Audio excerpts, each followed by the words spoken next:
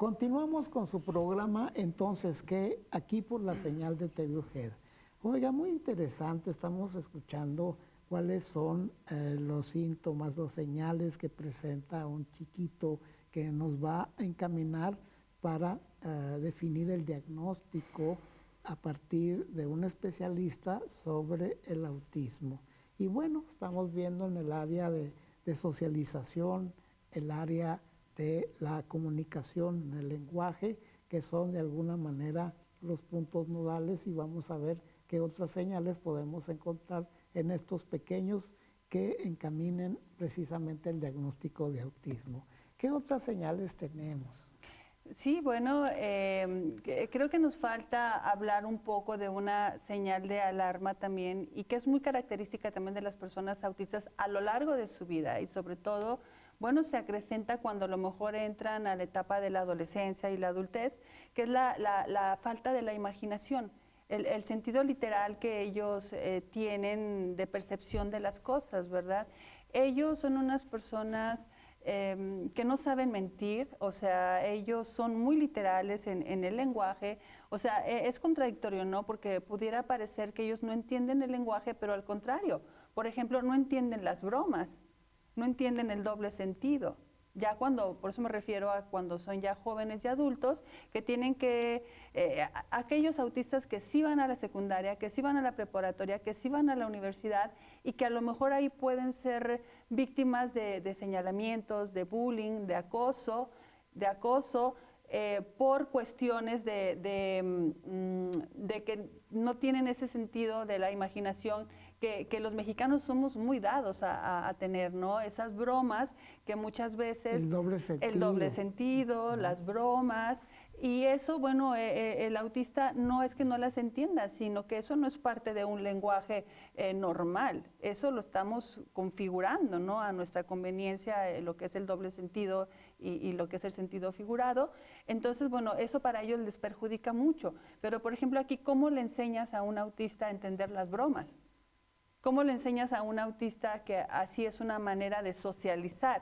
Si al autista no le gusta ser así, y él no lo va a entender y va a decir, es que eso no es verdad, eso no es correcto. Estamos hablando, bueno, de la vida de jóvenes y adultos cuando tienen que enfrentarse a una sociedad a veces poco tolerante a este tipo de personas, ¿verdad? Entonces, eso, la falta de imaginación puede ser otra de las características de los autistas. Ok.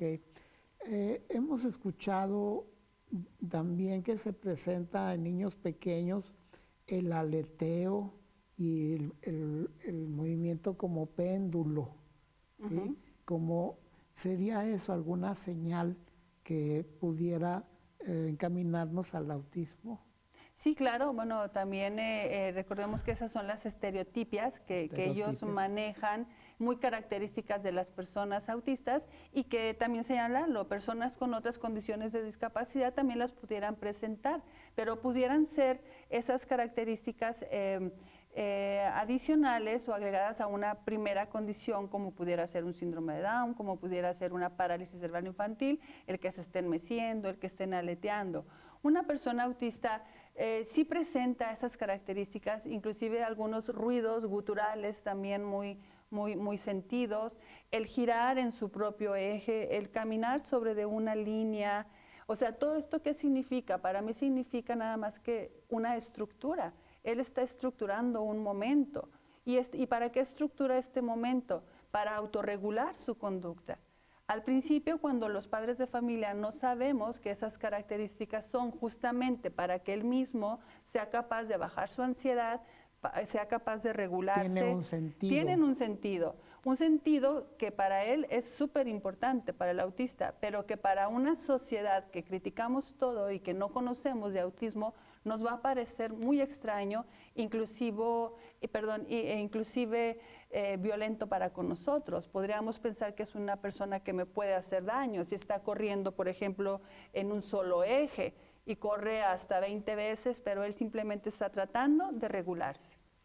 Oiga, también hay la demanda o la preocupación de los padres de familia para la inclusión de los niños a la escuela regular primaria, que dificultades se pudiera tener en eso o qué facilidades hay para ese detalle. Claro, claro, es un tema muy importante sobre ahorita que estamos iniciando el ciclo escolar. Primero debemos de partir del hecho de que la inclusión en Durango, en México, en el mundo, es al 100%. O sea, ninguna escuela tiene permitido rechazar pues, a ningún niño por ninguna condición de discapacidad o por otra condición de vida. Recordemos que bueno, el mundo es diverso y como tal tenemos que aprender a convivir, ¿sí? Yo creo que aquí obviamente hay instituciones educativas públicas y privadas que a lo mejor todavía le tienen miedo pues a la discapacidad, pero más que a la discapacidad yo creo que al desconocimiento de un tema, ¿no? No se vale decir que una escuela le diga a un papá, no sabemos de autismo, no tenemos instalaciones adecuadas, no tenemos personal capacitado para atenderlo, no podemos recibirlo. Yo creo que eso, bueno, es discriminación. Y obviamente el padre de familia está en todo su derecho de presentar una queja ante la instancia correspondiente, pues con el afán de que le incluyan a su hijo. Es un derecho que tiene. Ahora, también por la otra parte, bueno, hay que entender que como sociedad, como familia, como institución educativa, todos tenemos la obligación de atender ¿a quién? A la persona con discapacidad. Entonces, merecemos, o esas personas merecen, pues que se prepare un entorno integral para atenderlo. Obviamente la escuela no puede sola, la familia no puede sola, el médico no puede atender solo al pequeño. Recordemos que una condición de discapacidad y de autismo se trata de manera integral, de tal manera que cuando los padres hacen lo que le corresponde, como llevarlo a terapia, llevarlo a su médico, estarlo checando, darle medicamentos si lo necesita, brindarle esparcimiento educativo, perdón, escolar, deportivo, y luego la escuela, escolarizarlo, bueno, entonces todo el entorno se va a acomodar para que mejore la calidad de vida de la persona autista. Recordemos que el autismo no se cura, se educa, pero necesita a todo el entorno trabajando profesionalmente en torno a él. Y un diagnóstico oportuno y estimulación oportuna, porque tenemos un rezago en el que participó la pandemia, en el que no hubo actividad de estimulación y de diagnóstico para ellos. Pues es que es lo que vamos a ver esos resultados en los próximos meses. O sea, hay que estar atentos ahora al regreso a clases presenciales. En primer lugar, creo que las clases virtuales en nada benefició a las personas autistas. Recordemos que ellos lo que necesitan es socializar. Y una computadora no es lo mismo pues, que socializar de cuerpo a cuerpo, persona a persona. Ese hueco, ¿verdad? Está ese hueco. Entonces, sería interesante que el sector educativo, bueno, hiciera un diagnóstico sobre cómo regresan los chicos con autismo ahora a clases, aquellos que ya estaban escolarizados, cuánto avanzaron, cuánto retrocedieron.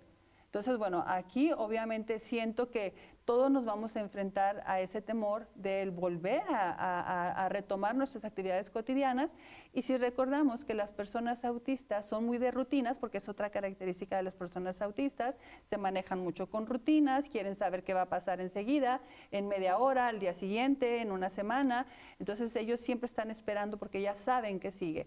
Es complicado el tema de rutinas, pero por ejemplo, imaginemos haberle quitado el ir a la escuela de un día para otro.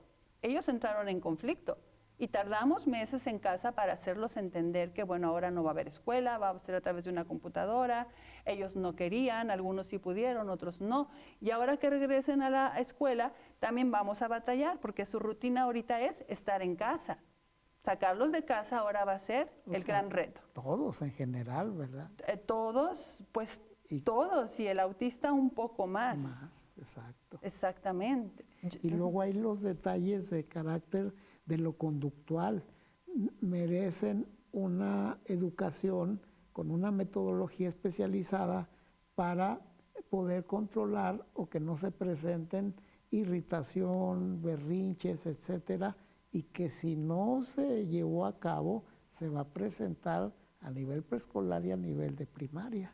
Claro, bueno, yo creo que eso es lo que los papás de personas autistas debemos entender. Yo creo que el objetivo final de atender a una terapéuticamente de manera integral a una persona autista, pues es llevarlos primero a mejorar su calidad de vida, ¿sí? Porque el hacer berrinches, el no querer salir, el todo ello, bueno, eso no es calidad de vida. Eso es retroceder en el desarrollo emocional, Y se puede personal. modificar y para una buena adaptación. El objetivo justamente es, bueno, que logremos adultos capaces de autorregular su conducta.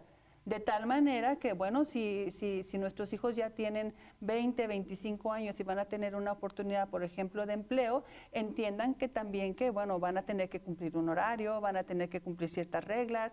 O sea, es decir, el mundo, bueno, se rige pues de reglas, ¿no? Y de resultados. Es como decir, no hay que normalizar las cosas de los autistas porque merecen y pueden tener una regulación, una educación, una disciplina. Claro, o sea, es como todo, ¿no? Por ejemplo, si al autista le molesta de sobremanera el ruido, ¿cuál va a ser la manera de ayudarlo a soportar ese ruido? Llevándolo a donde hay ruido. No decir, es autista por eso. Es autista y por eso pellizca. Es autista y por eso patea. Es autista y por eso no aguanta el ruido y por eso no vamos al concierto. Es autista, Error. no está sentado y por eso no vamos a la iglesia, por ejemplo.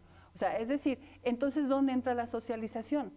Entonces, una socialización adecuada de una persona autista le va a permitir que él mismo pueda controlar todos esos impulsos o todas esas cuestiones sensoriales que realmente son las que le mortifican.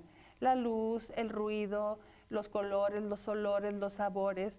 O sea, es decir, entonces, si no queremos que nuestro hijo autista sufra, pues nunca lo vamos a sacar de casa. Pero si queremos que él viva la vida lo mejor posible, con calidad de vida, pues hay que invitarlo poco a poco a que él se adapte a un mundo que a lo mejor ciertamente no está diseñado para su estructura cerebral o para su condición de autismo, ¿verdad? Pero recordemos también, él va a ser autista toda la vida. Entonces, por eso es importante la intervención temprana y oportuna hasta donde nosotros logremos ciudadanos autistas que puedan estar en sociedad. Ok.